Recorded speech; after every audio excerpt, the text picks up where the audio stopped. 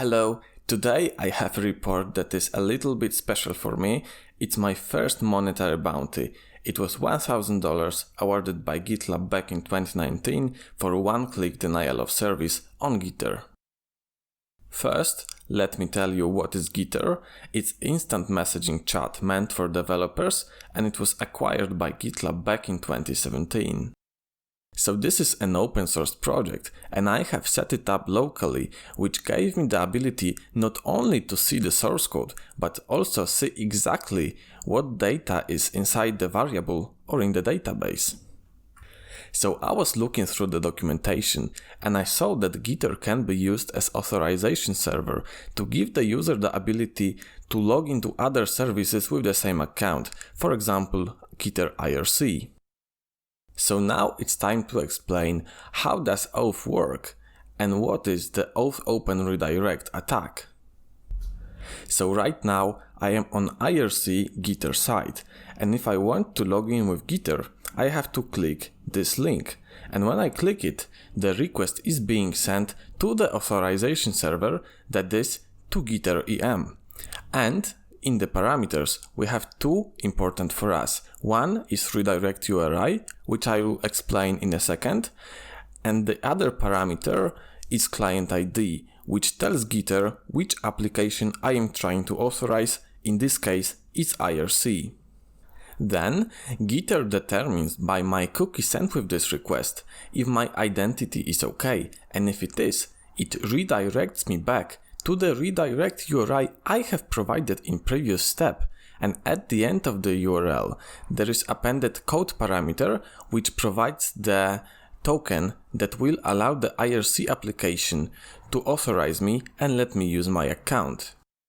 And if someone would see my code, they could use IRC Gitter as me, so it would be account takeover vulnerability.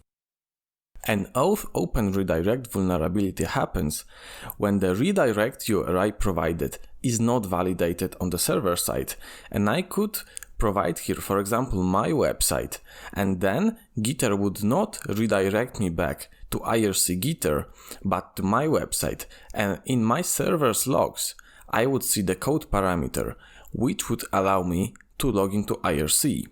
And the real attack scenario looks like this, that someone gives me this link with malicious redirect URI, and when I click this link, this whole process happens again, but this time Gitter at the end does not redirect me back to IRC Gitter, but to the attacker's website. And in the server logs, the attacker sees the code parameter and he's able to take over my account.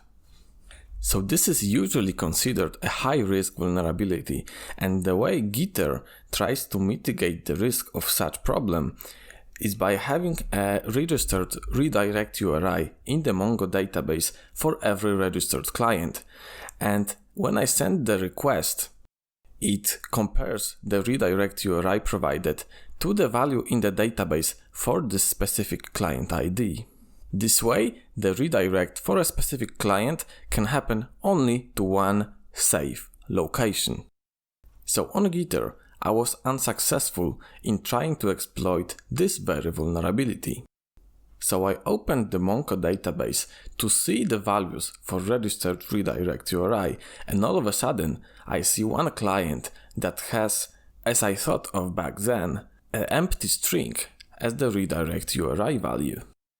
And I thought that maybe for this one client ID I can achieve the open redirect.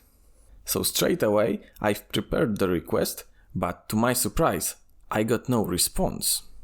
And actually none of the requests got any response because the server has crashed. And after a while of debugging, I work out what is the cause of the vulnerability.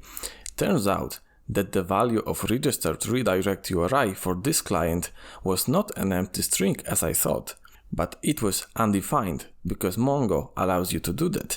And in the code, they just validated whether any client from the database was returned, but they didn't validate that this client had a registered redirect URI, and they just called any method on the undefined, which caused JavaScript to throw an error. It was uncatched and caused the application to crash.